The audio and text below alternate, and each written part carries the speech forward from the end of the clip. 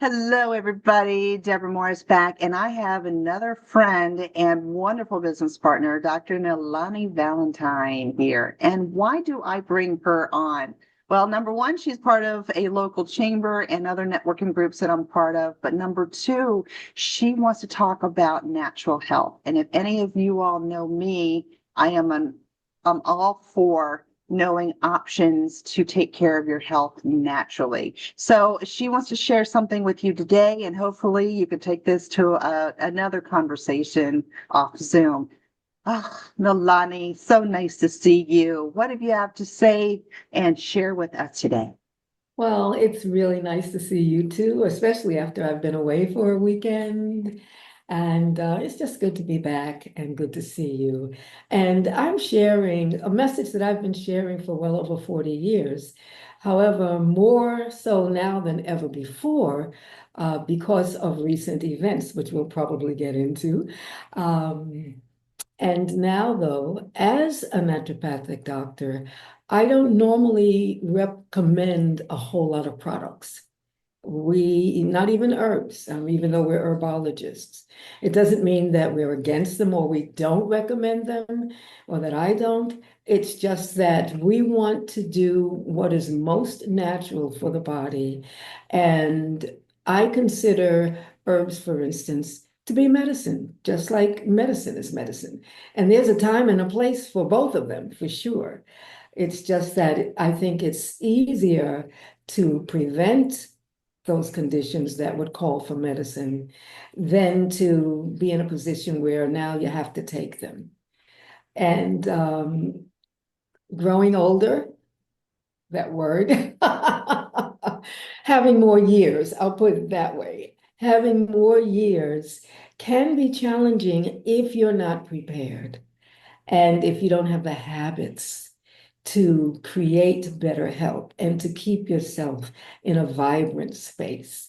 And that's why I'm here. And I'm here more than ever to share my story so that people will know how to prevent certain conditions. And when they have certain conditions, because you can prevent some things are just not preventable. And though you can be better prepared to handle them. And that's my point, that you can be prepared for the unexpected.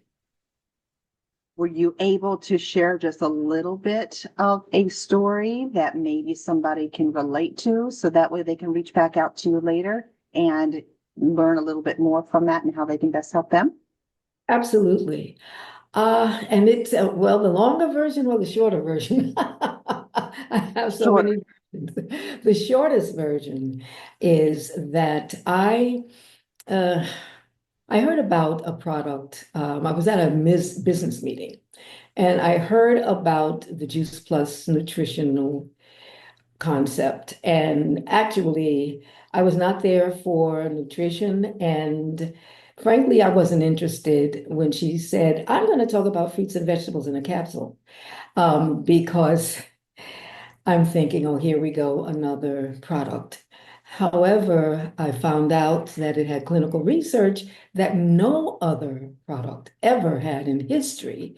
The kind of research really that is published in major medical journals. And so I started eating it. Little did I know that 14 years later, I would be diagnosed with acute myeloid leukemia and not expected to survive at all.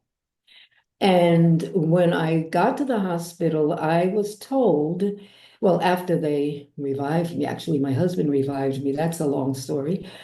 I was told, though, I'm 76 years old now, and I was told that you're in your mid 70s, but you have the organs of a 20-year-old.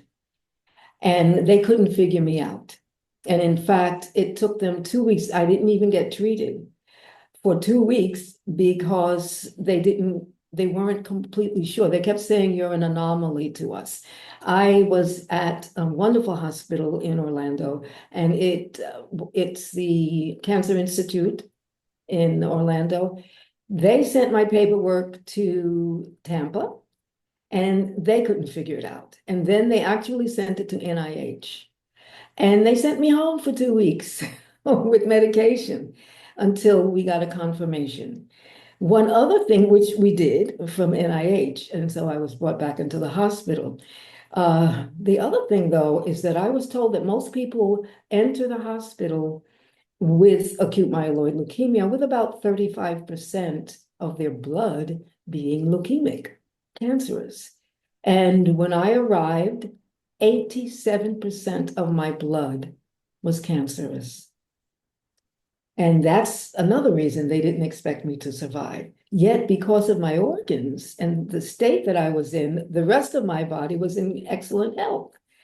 And the question is, okay, so you're a naturopathic doctor. You've been so health conscious for all these years. How did you end up with acute myeloid leukemia? Because I always teach that your genes are not your destiny. You don't have to switch those genes on. They can be switched off or on with lifestyle. And I have had a very healthy lifestyle. So the question, that begs the question, okay, how did you end up with so much cancer in your body? There were several